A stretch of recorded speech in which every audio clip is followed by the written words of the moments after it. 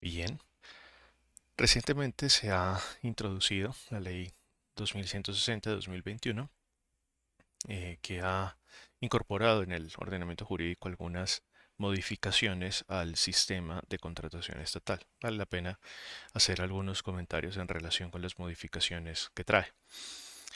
En primer lugar, va a cambiar el artículo sexto de la ley 80. Este artículo originalmente se refería a las personas consideradas legalmente capaces, que además es un tema que ha dado un boom recientemente por la ley 1996, en la que se presume que todo el mundo es capaz, pero pues es algo que ya estaba en el artículo 1603 del Código Civil.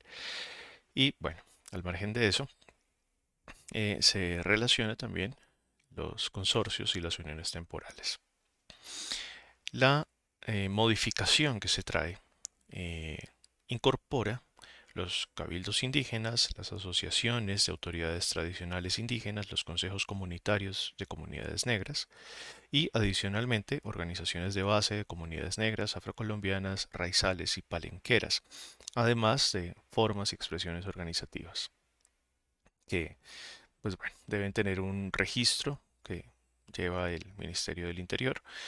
Y pues me llama bastante la atención la redacción porque este también que aparece en azul, aquí subrayado en azul, parece vincularse en últimas también con esta conjunción para incorporar los consorcios y uniones temporales que pues ya estaban de antemano aquí presentes.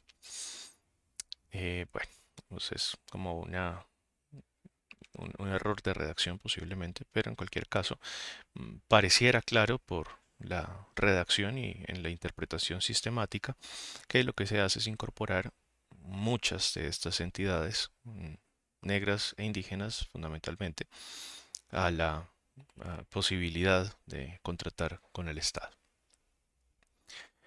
Luego tenemos un cambio en el artículo 2 de la ley 1150, que es la otra gran regulación de la contratación pública, en relación con la contratación directa. La contratación directa, en términos resumidos, puede darse en estos eventos: cuando hay urgencia manifiesta, cuando se trata de empréstitos, cuando se trata de contratación interadministrativa, aunque eso tiene sus excepciones, cuando se trata de situaciones de defensa e inteligencia que requieren reserva, cuando se trata de actividades científicas y tecnológicas, encargos fiduciarios, cuando solamente hay un oferente, pues en ese caso es imposible adelantar licitaciones, concursos de méritos, selecciones abreviadas, porque simplemente no hay cómo. eh, Cuando se trata de trabajos artísticos y profesionales, especialmente de apoyo a la gestión administrativa, cuando se trata de comprar inmuebles o de arrendarlos, porque obviamente pues si necesitamos un inmueble que está en un lugar específico, pues solamente se puede contratar con quien tiene la posesión o el dominio sobre el mismo, y cuando se trata de contratar peritos para procesos judiciales. Obviamente cuando se trata de defensas para las entidades públicas. En esos casos puede que se llegue a tener contratación directa, que se cambia en la ley 2160. Ahora se incorporan entre los que pueden contratar directamente, o más bien aquellas entidades con las que el Estado puede contratar directamente, a los cabildos indígenas, las asociaciones de autoridades tradicionales indígenas, los consejos comunitarios de comunidades negras, o de nuevo con el registro público único nacional del Ministerio del Interior, las organizaciones de base afrocolombianas, raizales y palenqueras, que tengan por finalidad en ese contrato desarrollar un objeto relacionado con el fortalecimiento de su gobierno propio, de su identidad cultural, de su autonomía, de la garantía de sus derechos entendidos en términos colectivos, es decir, derechos de sus pueblos, de sus comunidades. Esa sería la lógica que permitiría que estas instituciones o que estas entidades pudieran contratar directamente con el Estado. Posteriormente, el artículo tercero va a cambiar el artículo séptimo de la ley 80. En este artículo se habla de los consorcios y uniones temporales. Lo que va a hacer el artículo tercero de la ley 2160 es incorporar aquí los distintos cuerpos o las distintas corporaciones que, perteneciendo a las comunidades indígenas o a las comunidades negras, podrían contratar con el Estado.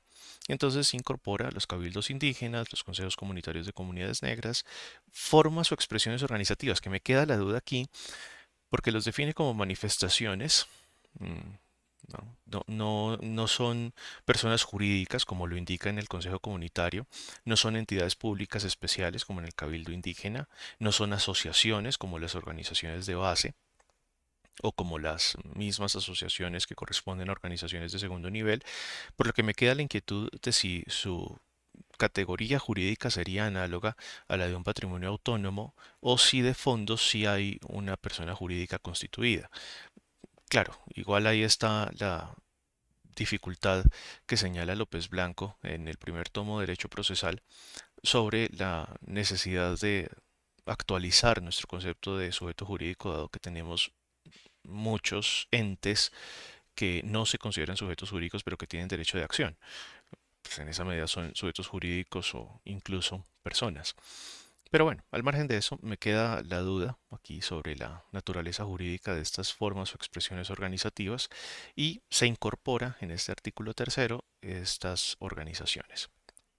También se incorporan las asociaciones de autoridades tradicionales indígenas y en los numerales, si notamos aquí, hasta el numeral 5, luego sigue el numeral 8, en los numerales 6 y 7 se incorporan los consorcios y las uniones temporales que ya estaban en este artículo previamente.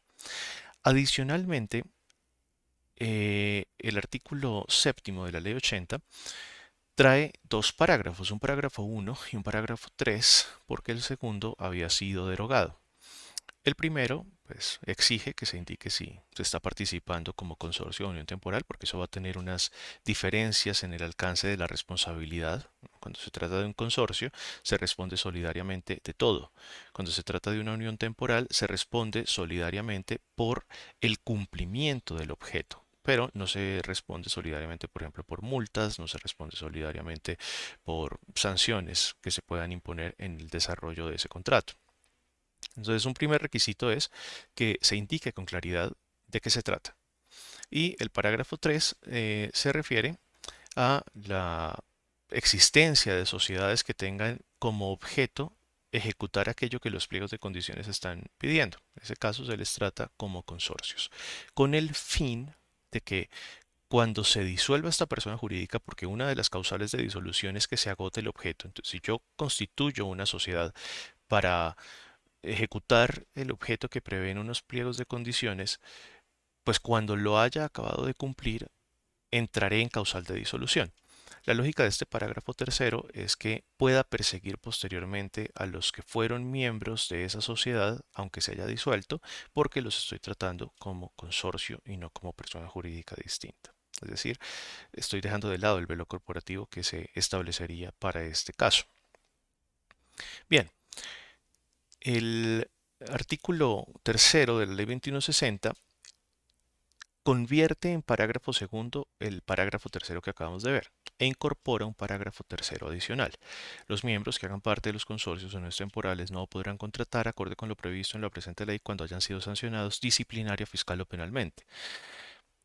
Eso me parece llamativo porque el artículo 8 en el literal D de la ley 80 se refiere a las incapacidades o inhabilidades e incompatibilidades justamente por el hecho de haber sido sancionados, pero hace la precisión de que la sanción debe haber sido de destitución.